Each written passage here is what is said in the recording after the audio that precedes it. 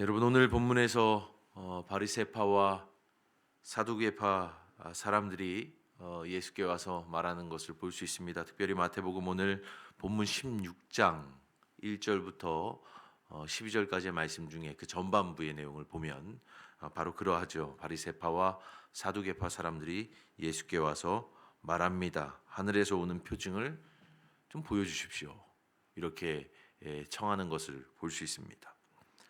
사실 마태복음 12장에서 이 말씀은 마태복음 12장에서 이미 비슷한 그런 내용들이 한번 펼쳐졌던 기억이 있습니다.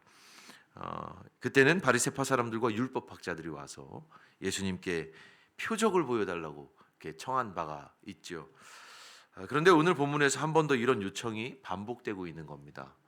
물론 이들의 앞선 요청과 오늘 본문에서의 요청을 비교해 보면 약간의 변화가 있음을 알 수 있습니다. 일전에는 바리새파와 율법학자들이 그랬고 오늘은 바리새파와 사두개파 사람들입니다. 그리고 일전에는 우리에게 표적을 보여달라고 요청했지만 오늘 본문에서는 특별히 하늘로부터 오는 표적을 보여달라고 그렇게 청하고 있습니다. 그러니까 그들은 이전보다 좀 더 구체적인 그런 요구를 오늘 말씀에서 예수님께 하고 있다, 이렇게 볼 수 있습니다. 하지만 여러분 잘 생각해 보십시오.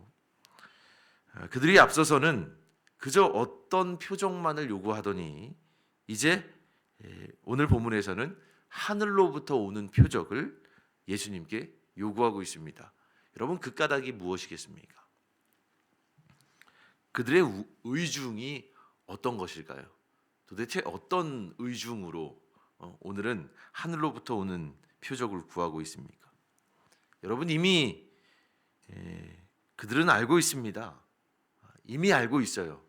무엇을 알고 있냐 하면 사람의 이성과 상식으로는 이해할 수 없는, 그리고 범접할 수 없는 예수님의 그 신비한 기사와 표적들을 그들은 이미 다 알고 있습니다. 몰라서 지금 그것을 구하는 것이 아니에요. 이미 다 알고 있습니다. 그래서 예수님이 참 범상한 분이 아니구나, 이 사실을 잘 알고 있습니다. 여러분, 불과 오늘 본문 말씀 바로 직전에 어떤 일이 펼쳐지고 있는지 성경을 한 장 넘겨서 보십시오. 빵 7개와 작은 생선 몇 마리로 남자만 4,000명을 먹이시죠. 그 전에는 또 어떤 일을 하십니까? 마태복음 15장 30절과 31절을 보면 큰 무리가 다리 저는 사람과 장애인과 맹인과 말 못하는 사람과 기타 여럿을 데리고 와서 예수의 발 앞에 앉힘에 고쳐주시니, 말 못하는 사람이 말하고 장애인이 온전하게 되고 다리 저는 사람이 걷고 맹인이 보는 것을 무리가 보고 놀랍게 여겨서 이스라엘의 하나님께 영광을 돌리더라. 이게 바리새인과 사두개인들이 오늘 하늘로부터 오는 표적을 보여달라고 요청하기 바로 직전에, 바로 그 이야기를 하기 직전에 예수님께서 다 행하신 일들입니다. 여러분, 그 전장을 넘겨보십시오. 또 그 전장을 넘겨보십시오. 예수님의 이적과 사화와 그 놀라운 표적들이 계속해서 펼쳐지고 있어요. 그러니까 바리새인들이든 율법학자들이든 사두개인들이든 모르는 바가 아닙니다. 예수님이 얼마나 놀라운 일들을 행하고 계신지, 그분의 표적이 그저 세상의 어떤 마술 부리는 자들이 나타나서 하는 일과는 전혀 다른 차원의 것인지를 이미 그들은 다 알고 있는 거예요. 알고 있는데도 오늘 예수님께 하늘로부터 오는 표적을 구하고 있는 겁니다. 자, 그러면 예수님께서 그들의 요청에 응하셔서 무언가 또 엄청난 기적을 하나 일으켜요. 그러면 그들은 예수님을 믿게 될까요? 한번 그렇게 생각해 보는 겁니다. 예수님께서 그들의 청대로 하늘로부터 내려오는 어떤 표적을 딱 일으키시면 아이고, 메시아군요. 바리새인과 그 사두개파 사람들이 믿겠습니까? 그들은 절대 변하지 않습니다. 그들의 마음에는 이미 예수님을 믿을 마음이 없어요. 그들은 무언가 가시적인 표징을 원하지만 그 표징을 보아도 그들은 바뀌지 않을 겁니다. 이미 예수님을 믿지 않기로 그 마음에 작정한 사람들이기 때문입니다. 예수님 믿을 마음이 추호도 없어요. 여러분, 복음서의 그 수많은 일들을 그들이 다 보고 듣고 알았는데 끝내 어떡합니까? 예수님을 십자가에 못 박은 이들이 누굽니까?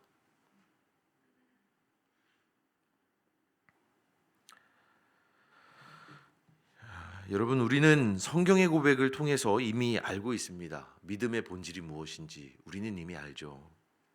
표적을 보면, 몹시도 신비한 기적들을 많이 보면 믿음이 절로 생기나요? 막 놀라운 일들 많이 행해 주시면 그거 보면 다 믿습니까?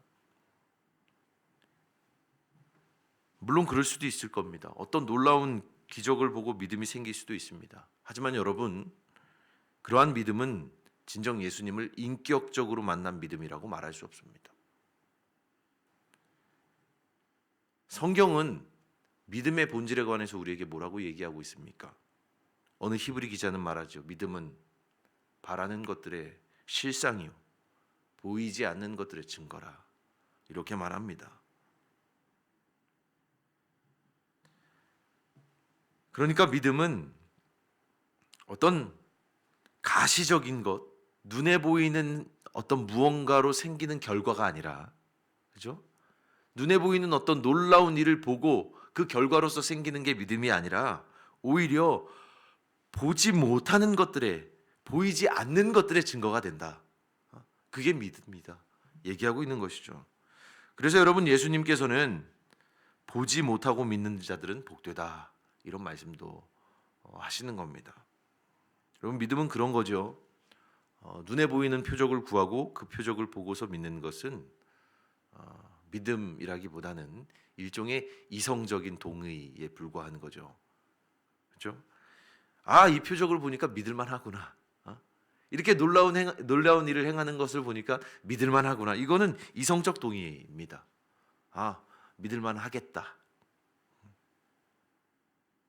그러나 참된 믿음은 보지 않고도 믿는 것이고 오히려 보이지 않는 것들의 증거가 되는 바로 그것입니다. 그러니 여러분, 바리새파 사람들과 사두개파 사람들의 누룩을 주의하십시오. 무언가를 보아야만 내가 믿겠노라는 그 간사한 생각을 여러분 경계하십시오. 하나님이 내 앞에 어떤 일을 펼쳐 보여야만, 기적 같은 일을 행하고 표적 같은 사화들을 나타내야만 내가 주님을 더 잘 믿겠다라는 그 간사한 생각을 우리가 버려야 됩니다. 오히려 내 앞에 어떤 일이 펼쳐지든 나는 주님을 믿습니다. 이런 믿음으로 여러분 나아가십시오. 믿음의 참된 본질은 외적 증표가 아니라 내적인 확증에 있다는 사실을 여러분 믿으시고, 오늘 이 새벽에 주님께 바로 그 믿음을 구하는 저와 여러분이 되기를 주님의 이름으로 축원합니다.